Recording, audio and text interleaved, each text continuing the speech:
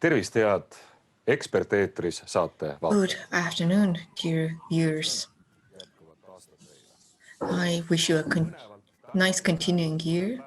The year has gotten off to an exciting start as today, and we will be able to ask some questions in the context of today's news as well. But most importantly, Katrin Niglas is the guest of today's program. She is the Vice Rector for Research and the candidate for the position of Rector.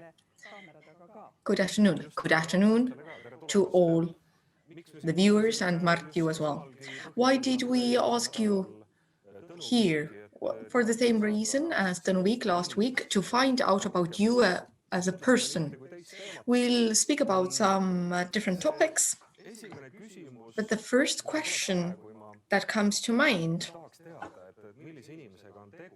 when I want to find out what is this person like, then it goes back to my childhood, running around the Nõmme district in Tallinn when an older lady or gentleman walked by, then they asked, which family are you from? So that piece of information gave them quite a lot of information. Should they expect me to engage in hooliganism, or am I from a good family?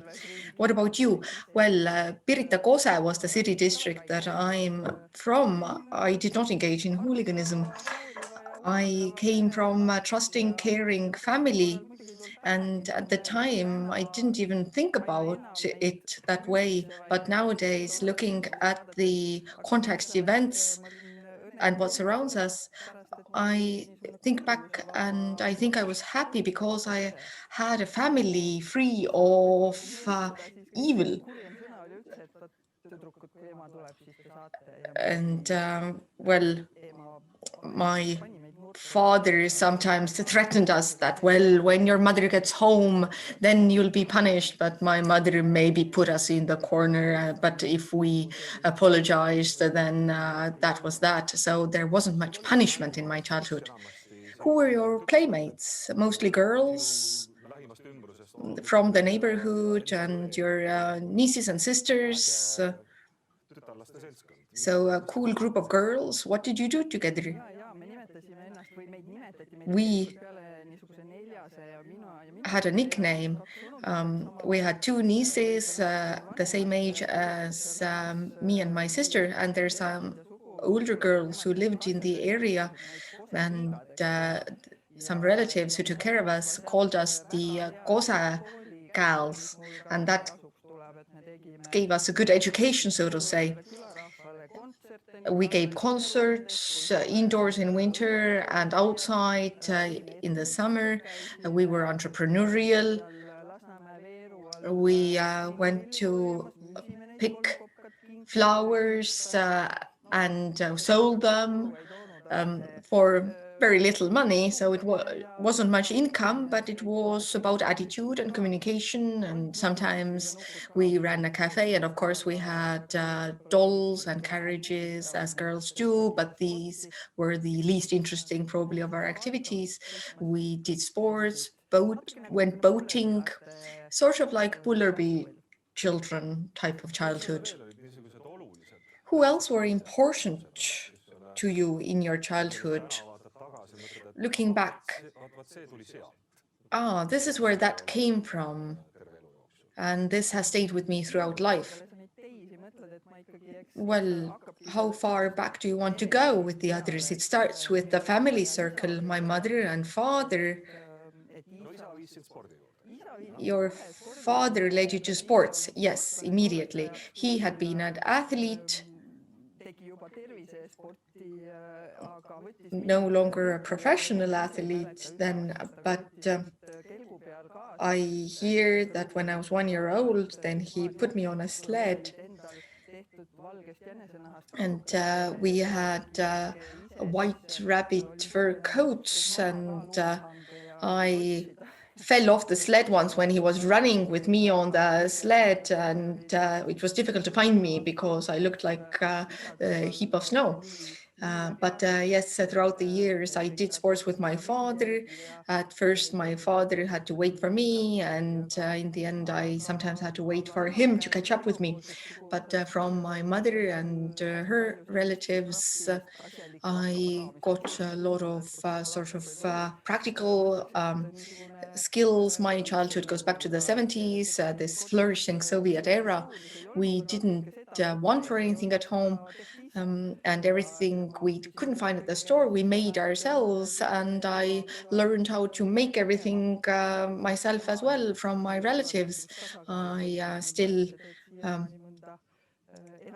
often use those skills, but I now have to strike a balance and only make some things, not everything. But in the wider circle of relatives from my father's and mother's side, we had a lot of family, my grandmothers, grandfathers, and also great aunts and uncles, many of them. And in our childhood, my family also often communicated with them, and I went to the opera with my grandmother. My aunt was an actress, and two grandmothers were poets and athletes. Wikipedia says you're the daughter of an engineer, referring to a background of sciences and practical skills. But there's also this national romanticism side and poetry.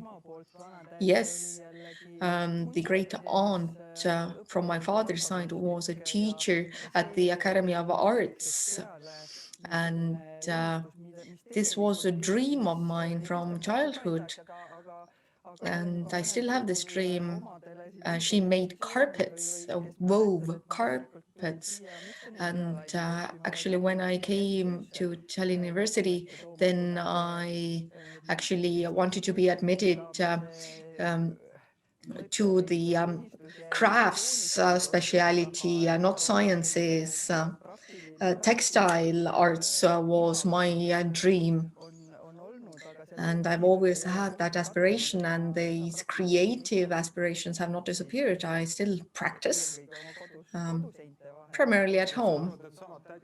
I understand that you still have the looms of your aunt, that you clean them and repair them, that you can always make birthday gifts to take to friends.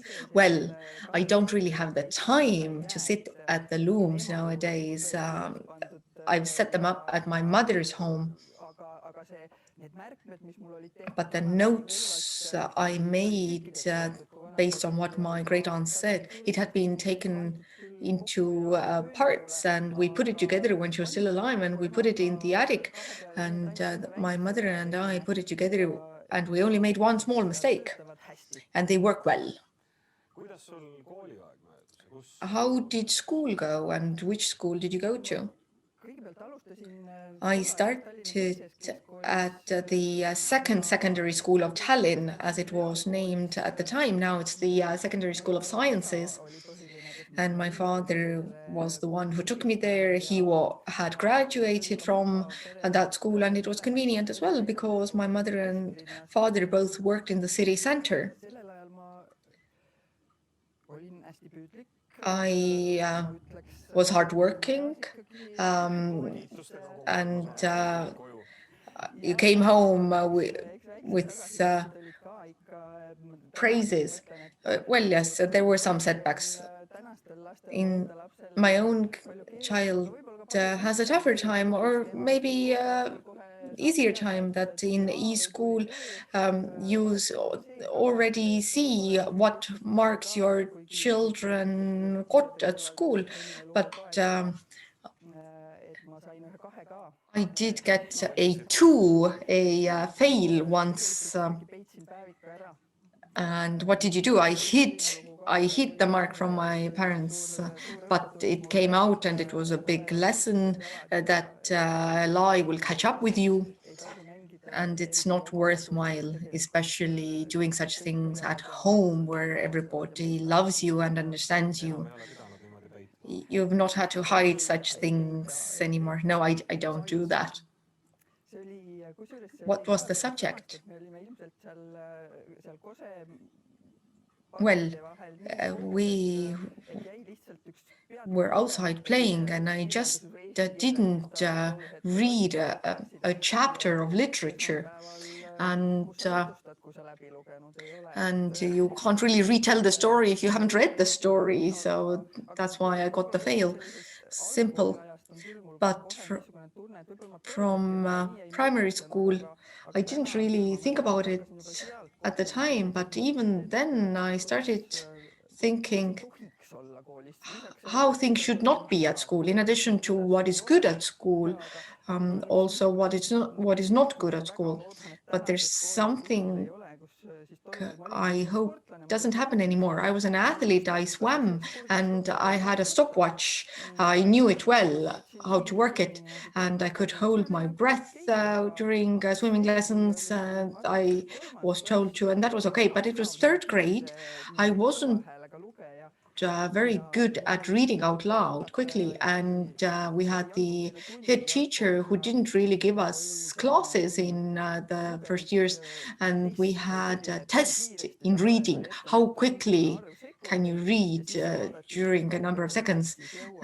How much text can you read out during that time? So you had to go to that room you didn't know. Head teacher put a stopwatch under your nose and said, go. And well, I don't know.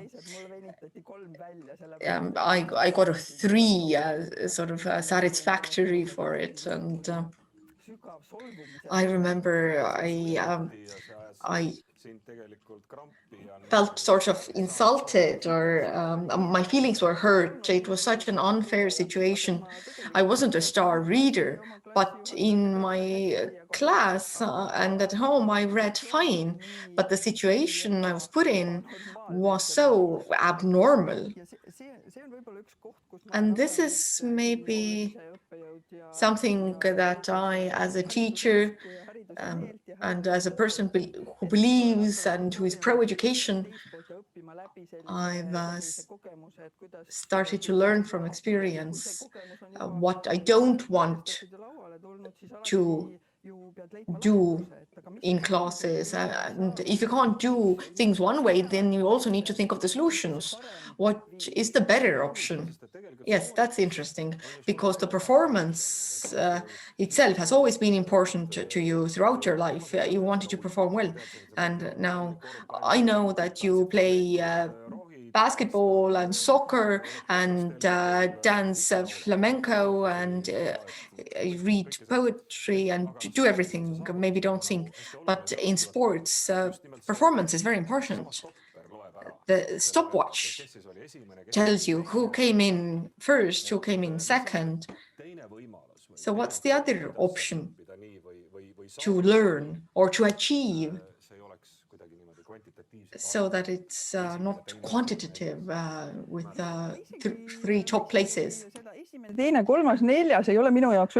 First, second, third, fourth, that has never been a problem for me, and it's not a problem today, because what I think about, what I talk about is more rather honest competition, transparent rules, reasonable competition situations. These are things that really inspire me and get me to act, and I manage them well.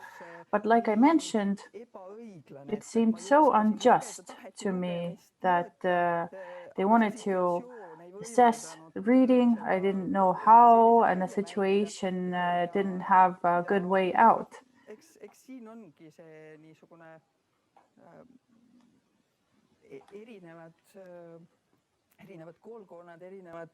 I guess there are different schools, there are different principles and ways of understanding things, but oftentimes root principles might not change so much. It's just the methods that are used to achieve goals that might change later. I do agree completely. When you entered teenage years.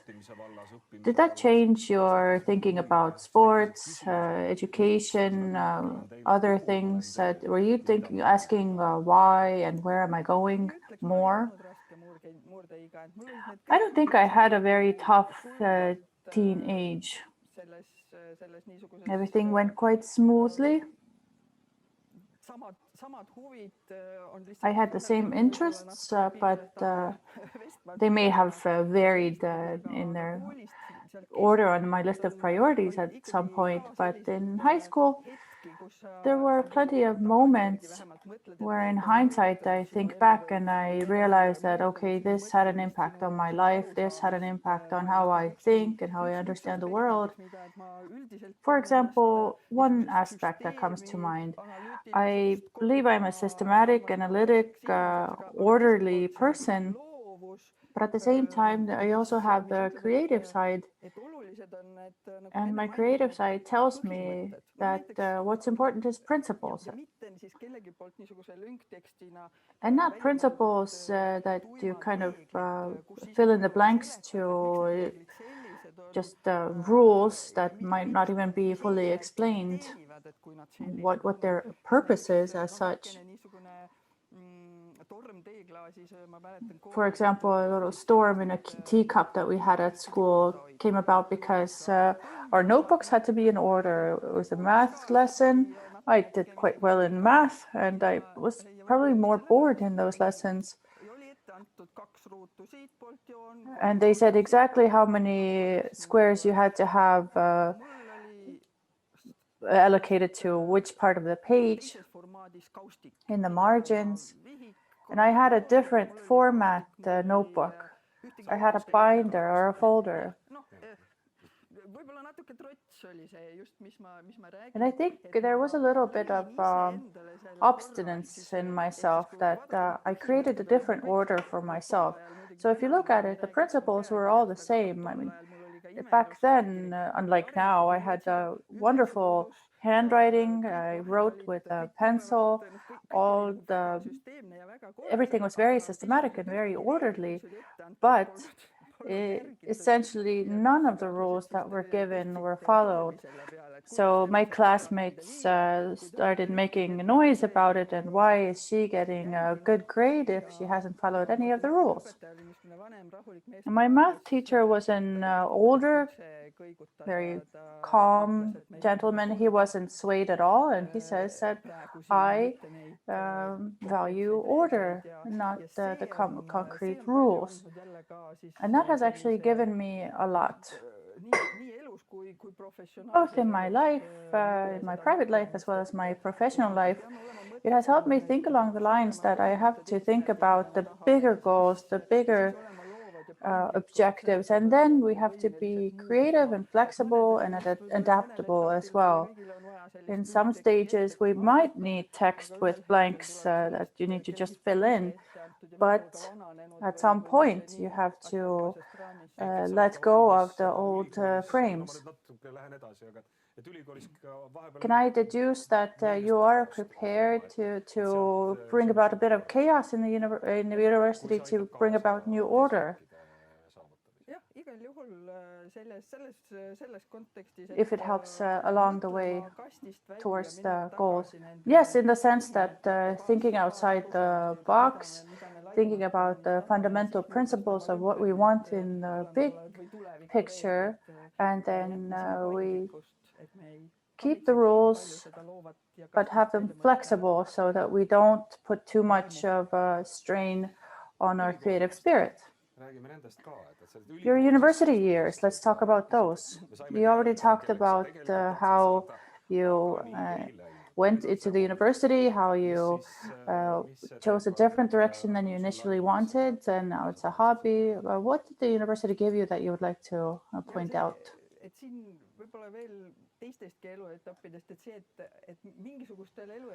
On some other life stages, there's always somebody next to you who advises you, who is bold enough to speak out. And then you think about what they say, you digest what they say, and then you work up the courage to revisit the decision that you made. For example, as I mentioned, math was never very hard for me, but it wasn't attractive for me because perhaps in school it was too theoretical, and I like practical things.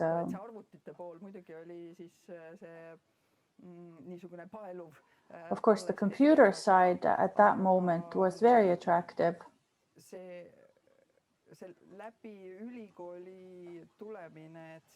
But getting through the university at that time, we had time. We had time to really deep dive into our studies. You didn't have to work during studies? No, I actually did not. But I did a little bit anyway, and I had time for my hobbies. At that point, I still played basketball at the national level, and the teachers and lecturers, by the time I was in my third year and I had my child, they were used to the fact that I might not always be there, because it was demanded and expected, usually in math courses, but my professors had trust in me that I would get things done. I don't remember whether it was because of basketball or because of my child, but I didn't have time to look over all the exam questions. We had a lot of oral exams in math, which I did not prefer at all. But there were some questions that I hadn't had time to go through. So I, of course, they had tickets with questions on them, and I pulled one that I didn't have, that I hadn't learned. I went to the exam, and I said to the professor, I didn't have time to look over it. Can I come to make it up one other time? And my professor looked at me and said, well, you have done your tests. No, you can't do it another time. I know that you know this. Sit down, write calmly. And I got a 4 out of 5, which that back then was the grading system on a 5-point scale. So instead of memorizing things, having the analytical skills and then leaning on them, perhaps maybe not down to the finest detail, but in essence correctly, that's something. And instead of just cramming, I've never been a proponent of cramming, but I do see that for some people it's easier to learn like that. I don't even want to go deep into it. I just want to keep it in my short-term memory, get the exam done. That's the objective for some people, but what do you get out of it in the long term? For myself, I have created a whole, and the subjects that I went through, I really obtained that information, and but of course there were others that were not that interesting, and then I used the same approach as. But what was attractive for you, as far as topics go?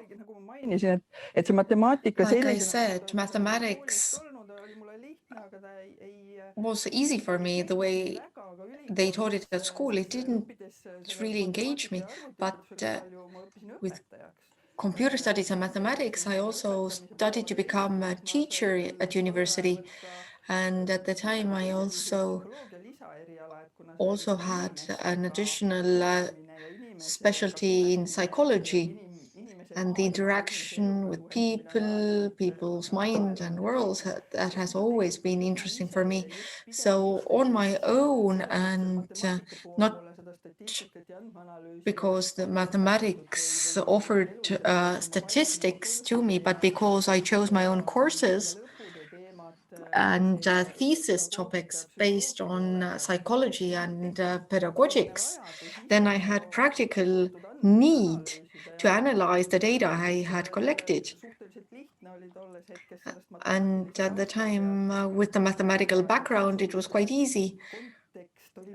And I had the context, and I had this substantive questions for myself. And so it was quite easy for me to merge these two. And making data speak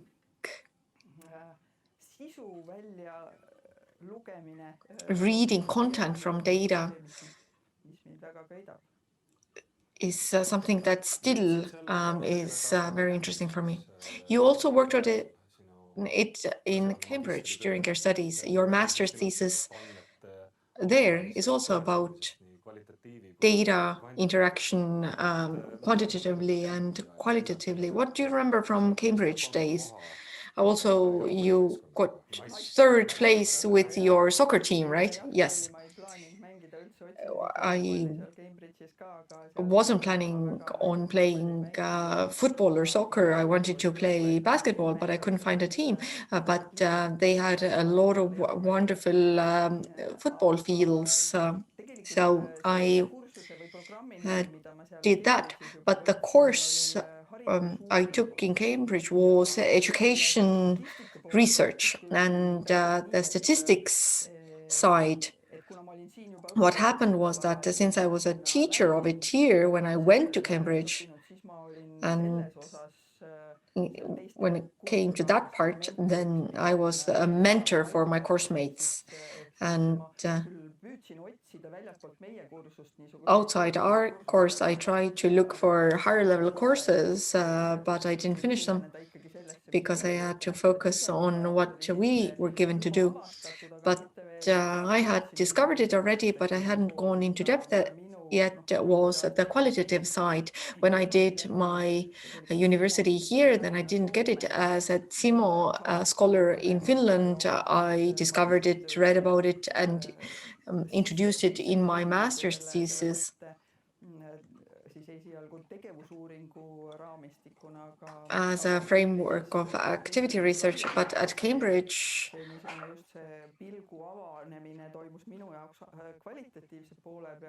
the qualitative side opened my eyes, and my master's thesis there and my PhD here later on, I dedicated to combined use of qualitative and quantitative data. And it was a lucky thing because I had a supervisor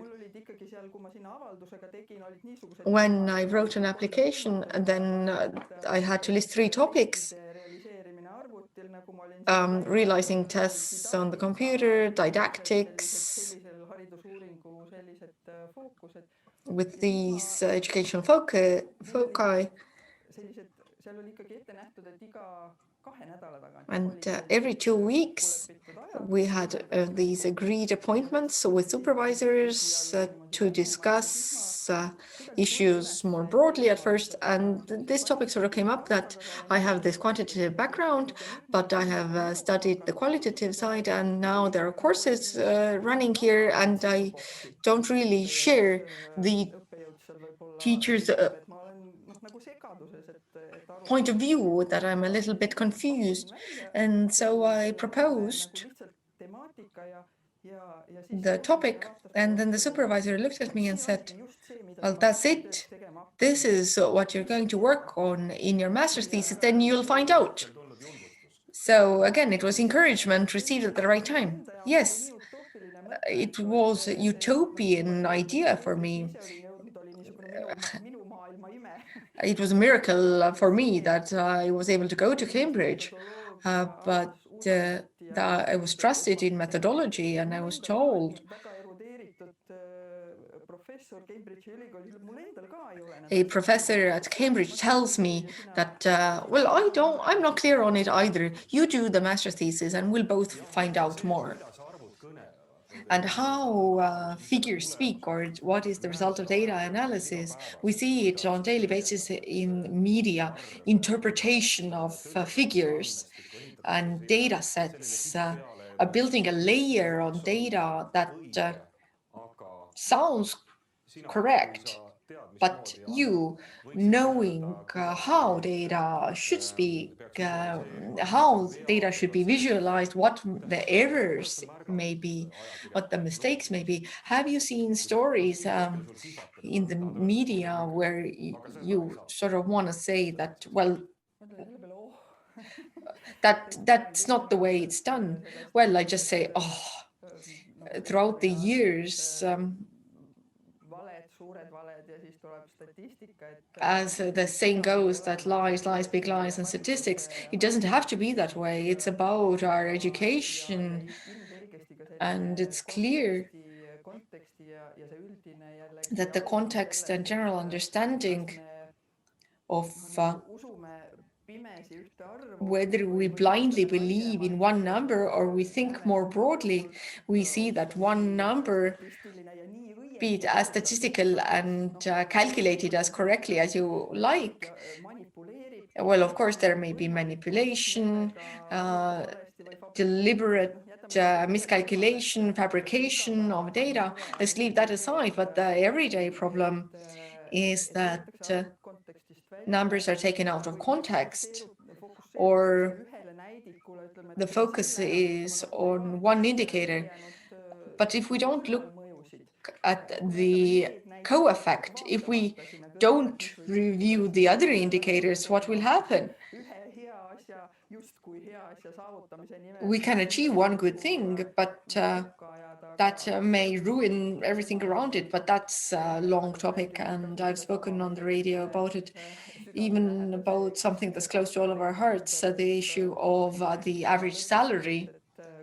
It's an endless topic. And just recently, the media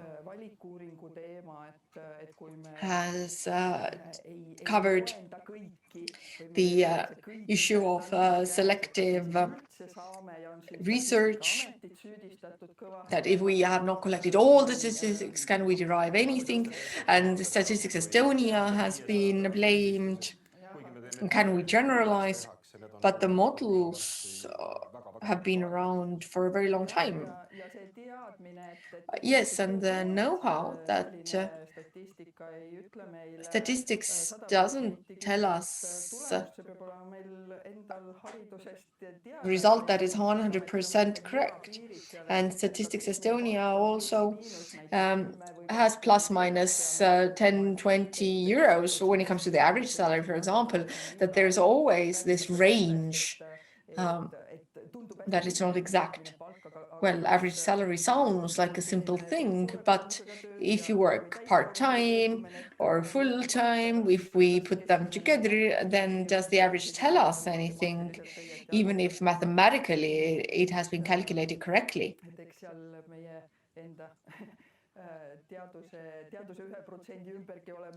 The 1% for research, this is something we've discussed at length.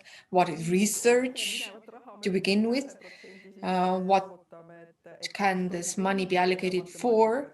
And what takes place before mathematics and statistics is often hidden, but always more important in order to understand this.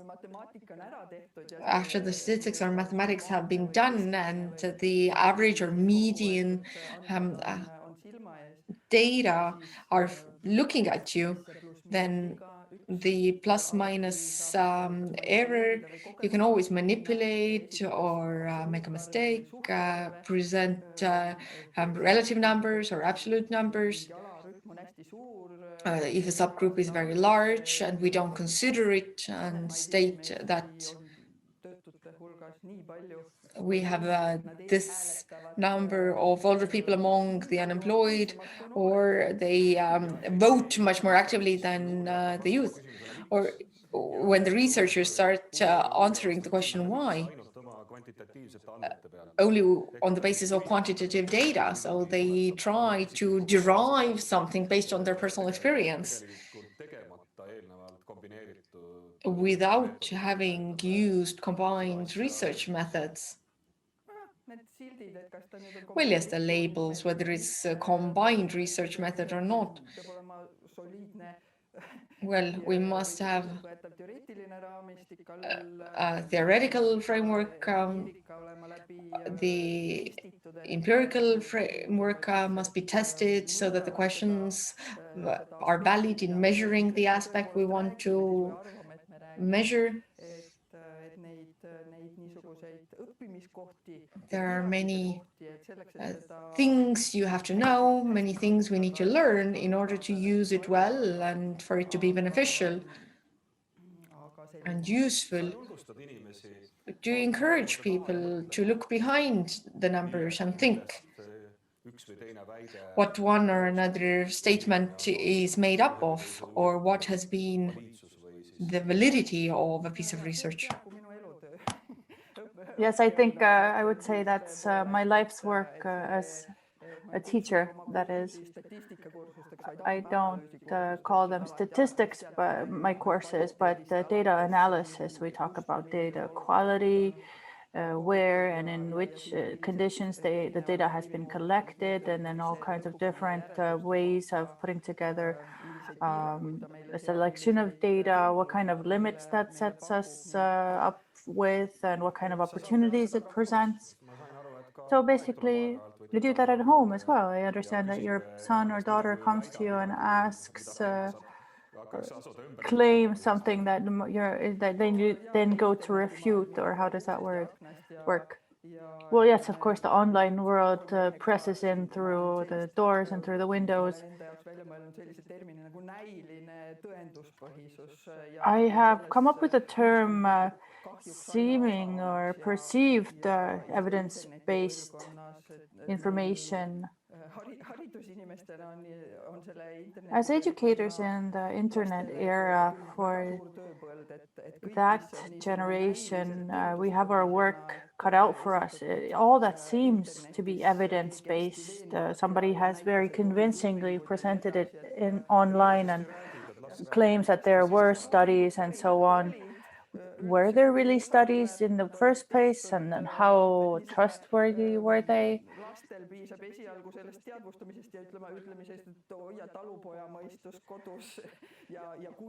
Well, for children, it's in the first instance, it's good to talk to them about common sense, and in case of doubts, to come and talk to their parents.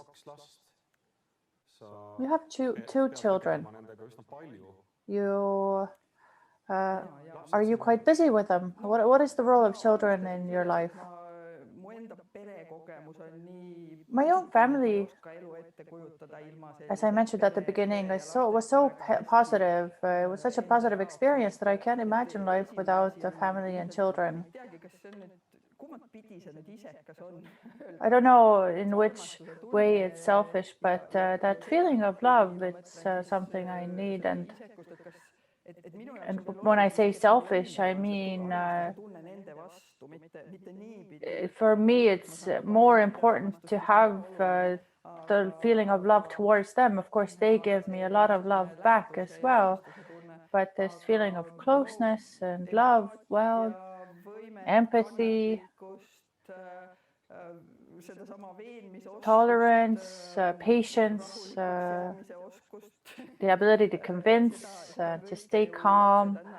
All these things, these are things that children teach you, so that you would be able to keep your home free of negativity and punishment.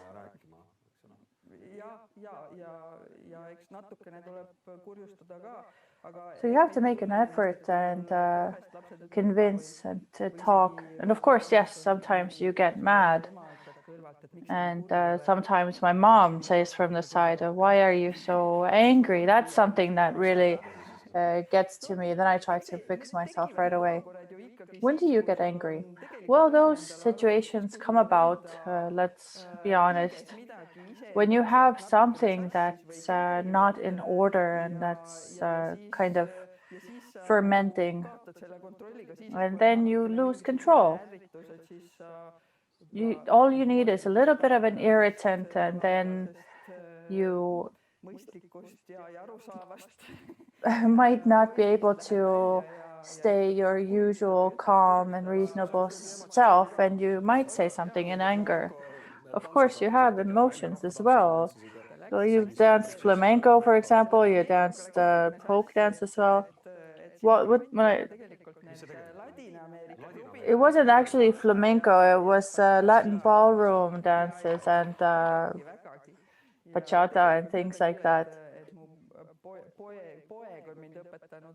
But I do have to say that my son has taught me, or maybe I have just become so mature that I have kind of also been liberated from the Estonian very reserved characteristic. What do you do with your children when you have the time? With my daughter, we go to concerts a lot. We try to find the repertoire, the performers that suit us both. So the 90s and 2000s pop scene, that's what has, I've become familiar with that. And when the children were smaller, I remember a Christmas concert when she fell asleep in my lap, and since we were in the front, on stage, they also mentioned that somebody got so bored that they fell asleep. But when it comes to my son, I have been forced to look at my age. I'm in my maybe second or third youth with him, and he's 12 right now. And sports is something I have neglected in the meantime, but I am picking that up again. I'm doing that I will do that with my son, skiing, biking, and so on.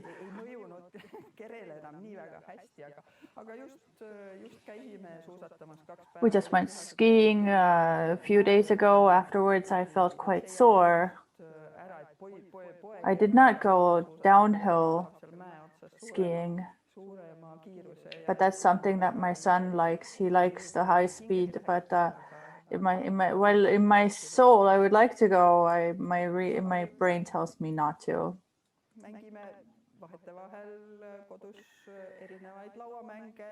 At home, we sometimes play board games. My son loves to play Monopoly.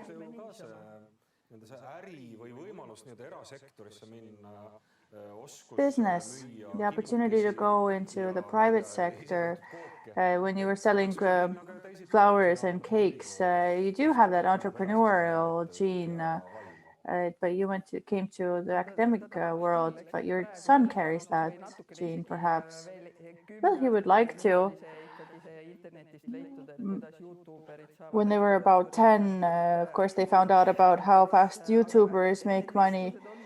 And we have had those kinds of conversations, and we keep having them about what the future will bring, what they would like to do in the future. And then we weigh the pros and the cons together. And I'm very happy that he's interested in his grades as well. He has ambition. I do recognize that in him. And he wants to do well. They want to be teachers? Probably not at first. But I don't think they have picked their specialty in the future. We are talking about different opportunities. But now you have a new dream. You want to become director. Why? Why don't you want to continue being the vice rector for research? Well, the motivation why I made this decision, it didn't come overnight. The idea and thinking about rector's elections coming up, that was in the air for a while already. And different colleagues and actually my large family, some people said, you should. And the support and trust raised my self-confidence and also responsibility. If I have the trust, then, well, You need to take a challenge, come out of your comfort zone. But taking the challenge is easy for me and close to my heart because I have worked at Tallinn University for more than 30 years, or I've been at the university for more than 30 years. And the university doing well is close to my heart. So I can just do my best.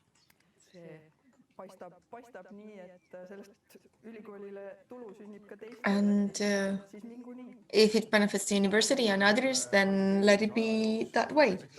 During the candidacy, have you been asked questions that have been difficult to answer? Because you don't know the answer yet, or you don't know how something will go, or you don't want to give the answer to the person asking the question who will not like the answer. Well, looking for the point of balance is that there's an expectation of a specific step. What will you do as a rector? But on the other hand, this expectation that we have an inclusive management style and we should all discuss things together. So that contradiction must be overcome. When you're told sky is the limit, let's fantasize. But actually, there are limits to inclusion, right? Yes. The rector must have the general vision. I think I have thought them through. I didn't come up with them yesterday or today when I became a candidate, but they were formed throughout the years when, like we discussed, there are many different factors that play into it, but now they are just more specific and formalized and written down. And we'll have more oral and written exchange of thoughts. Are you a bit nervous that the finish line is in view and you have Urmas Vaino coming up and TV debate? Well, I think at the beginning I felt more nervous because everything was new. Now I'm more accustomed to it. And I've done a few test runs, and the topics have been different, but there have been big debates, but many of the questions have been the same. But before each larger speaking engagement, I am a little nervous. The evening before, I get a bit nervous already, but I stay calm because my experience tells me that when it's time and you need to go and speak and think, then the nerves dissolve. It's just exciting and nice. I've read your articles, looked at the videos I suggested to everyone. They're on the opening page of the university, and you'll find out more about the candidates. And what I found out reading the text and watching the videos is that you say that you're stubborn, obstinate, but also you have empathy. So how do you keep them in balance? Or what are you then? Are you obstinate or emphatic? What does it mean? It's a very good question in the sense that this is what I wanted to be honest about, that it's a journey, that by birth I'm quite maybe not stubborn or obstinate, but I'm sort of self-driven or independent. Oh, I apologize. I misquoted you.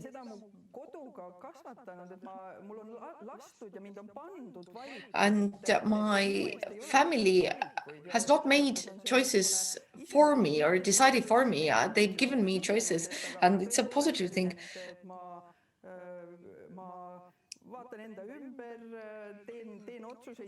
I have the courage to take decisions. I see the consequences of my decisions. But growing up to have empathy, this has been a journey.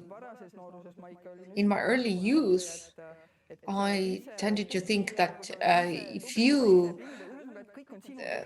it's all up to you. It's all about you. Like a good Estonian woman, that you have to do everything yourself and decide everything yourself. Well, just in principle that if you do things a certain way in life, then everything will go well. But life has provided a number of lessons that it's not quite like that. Everything is not up to you. There have been a number of sad events, breaking points in life where I've had to reassess. And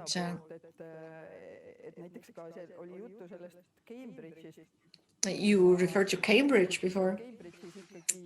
At Cambridge, I learned a lesson,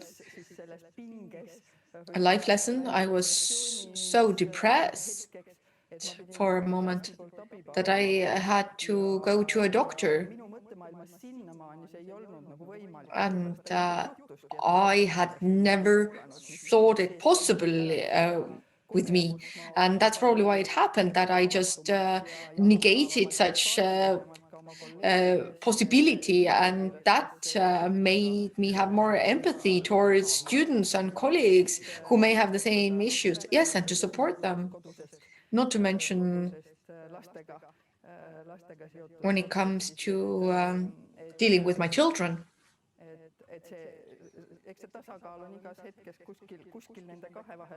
So the balance is always between the two at any point in time.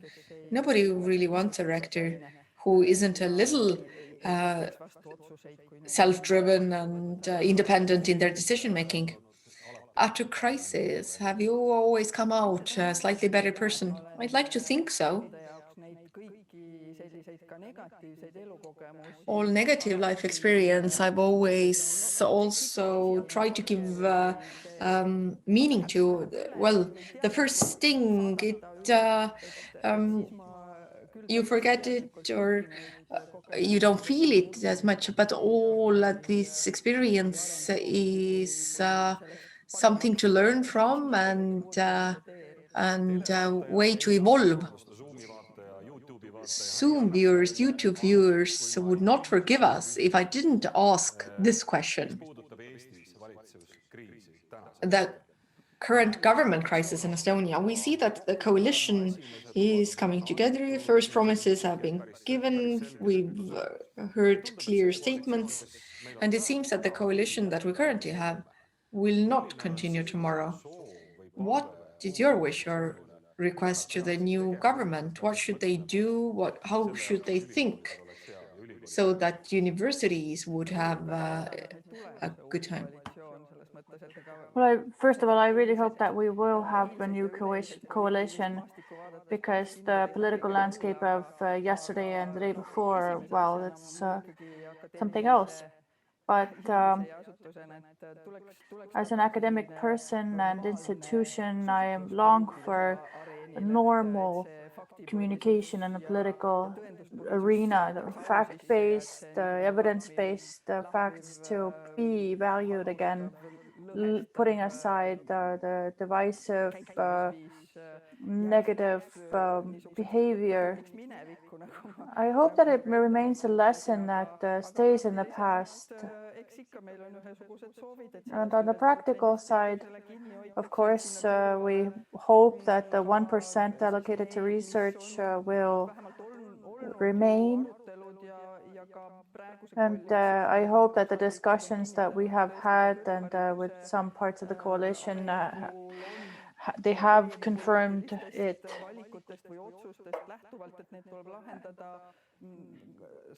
And it has been recognized that there are problems in higher education, of course, on a policy level. Teacher training concerns, that's something that we can't surpass if we do not have enough young, bright-eyed teachers who enjoy their jobs in our schools. Then our great pride, knowledge, education, that's going to crumble. I completely agree. So now we come to the moment where I have the opportunity to say thank you, Katrin, for coming. I wish you all the success in the rector's elections. And next week, we will be meeting here in the studio again. Host Katrin Niglas and Mart Soonik will be here, faced with a pair of rector's candidates, Tõnu Viik and Katrin Niglas. See you back then, and see you next Wednesday.